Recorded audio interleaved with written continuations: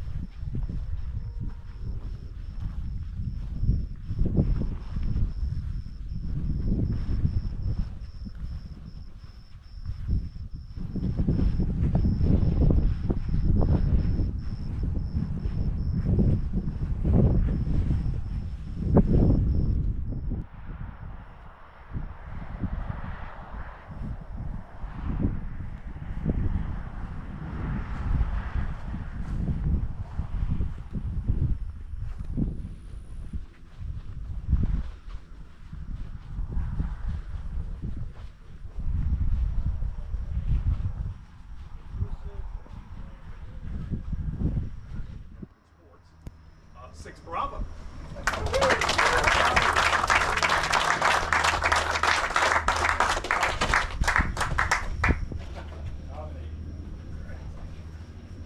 That was really fun. The first leg, I maybe started a little bit early, 50, and I had to go around the Bravo a little bit. I made it to the first turn point, and it was awesome. Just that energy line up. And I got to the end of it, and it was blue, and I was like, that's not good. But there was one last climb, so I took it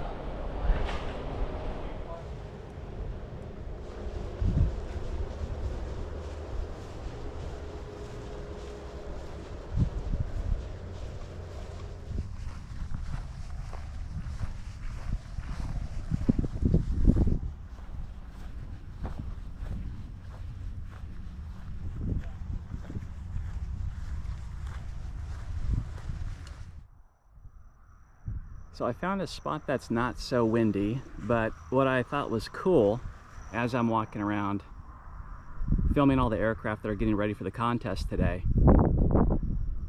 I have a couple Hawks here, and they are thermaling just like we intend to do with the aircraft. So you can see this Vulture here has found a little pocket of rising air, and typically, just like we plan to do today with our gliders, it's almost like a tornado. Obviously not severe, but it's just a rotating pocket of warm air. As the sun heats up the ground, these bubbles of hot air release from the ground and climb, and you can see the bird climbing there. That's what these sailplanes will do today. You'll be gaining altitude in these aircraft without a power source, simply using rising air currents.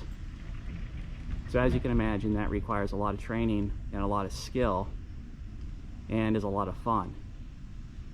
But the purpose of these gliders using this air is to increase their altitude and have an increase in potential energy, and later turn that energy into kinetic energy by leaving that lift source and racing on the GPS course that was previously provided to all the pilots.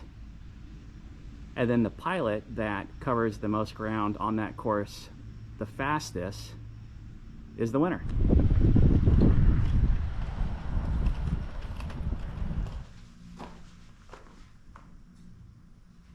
So you might be asking what these things are. These long boxes that you've seen throughout these videos so far. These are essentially a storage container.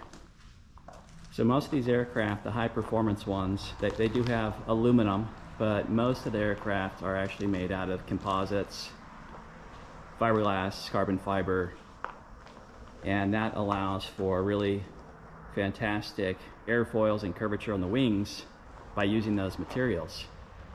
UV light from the sun is very damaging, and it can actually destroy the surface and eventually get into the structure of an aircraft. So pilots actually store their aircraft when they're not flying their beautiful gliders. They put them inside these boxes, the entire aircraft. And you can see the back end is a little bit taller. That's where the tail goes. As you see, the trailer also has wheels. And what that does is, it means that you can store your aircraft at locations other than the airport.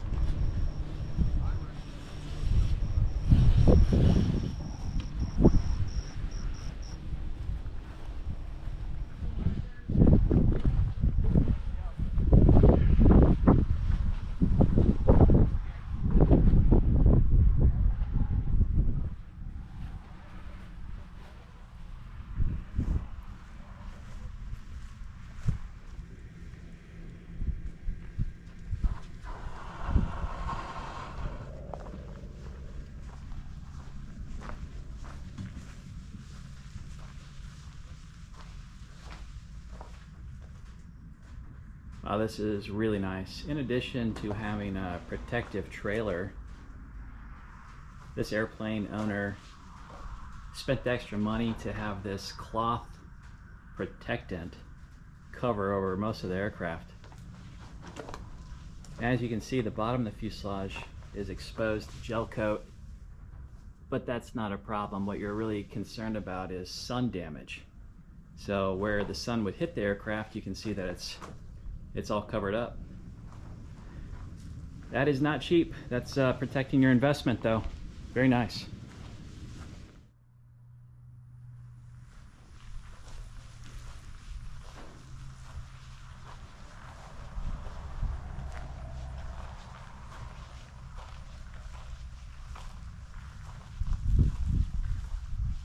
So I'm trying to learn more about the club while I'm out here, but everybody is very busy preparing for this competition. So at the same time, I'm trying to be respectful of their event and just capture footage of it. You know, sometimes when you're participating, you don't get to see what's going on around you. So hopefully some of the pilots that are racing today will, at a later date, be able to go back and see this footage. So I did learn that this club, the Texas Soaring Association, is a club, and they do offer discovery flights, meaning that you can schedule a flight to see if you like it or not, and then later pursue training and whatnot. You do not have to have your own airplane. They do have club aircraft. However, if you have an aircraft, like most of these are privately owned,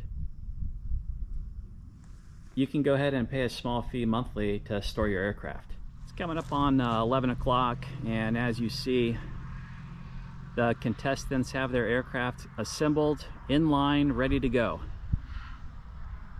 I think I counted about 20 aircraft participating. And so what we'll see shortly is the powered aircraft will be lining up, positioning, and sequencing launch events where they will, as rapidly as possible, each aircraft will take off. But I'm thinking it's still probably going to take about 45 minutes in total. I counted 4 tow aircraft. So factoring in the time it takes to connect to the aircraft, tow the aircraft to altitude, return to the airport, connect to the next aircraft, that takes a little bit of a period there. But I'm betting that they can do this whole thing in about 45 minutes. So everybody's in sequence. They're all ready to go.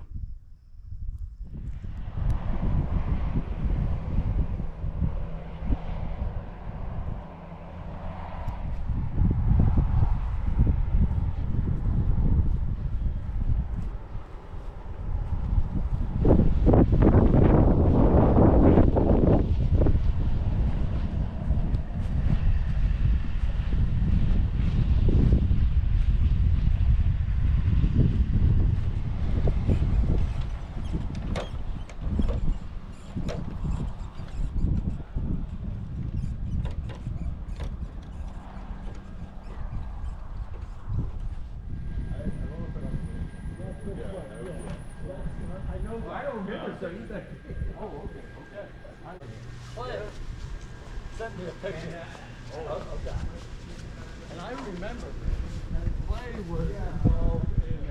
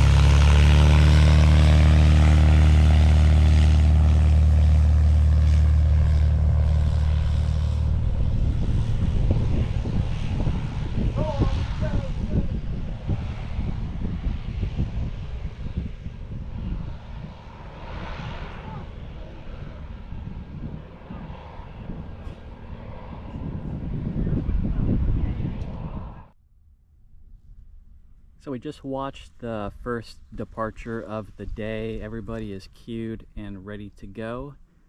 We waited for weather to improve and have some thermal activity, and that was the first launch where a glider pilot towed up to 2,000 feet, and we're waiting to hear back on what kind of lift is being recognized right now. And if it's good enough, then we will proceed and launch all 20 aircraft. Okay, there we go. There's the aircraft that just departed. It appears that he might be crossing midfield for a pattern entry. We still have this glider overhead. It looks like he has a little bit of ambient rising air, little buoyancy. Not sure that it's strong enough to help him climb up and away from the airport, he might just be delaying entry into the pattern and landing. But again, this is the spotter aircraft, so whatever he's experiencing, he will report to the rest of the pilots that are waiting in line, waiting to depart.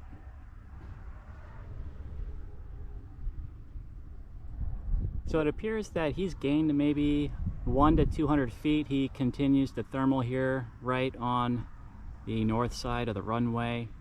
He is still climbing. We have a couple birds upwind of him also doing the same thing. They also will thermal, gain altitude, and then travel great distances. But what's important to note here is the wind is blowing from the south. And so as you thermal and you're climbing, you too will drift with the wind. Now he's drifting northbound right now, which is towards Dallas Bravo airspace. So if he doesn't have some rapid climb going on pretty soon, he's going to have to adjust his plan to make sure that he stays outside of the Bravo airspace.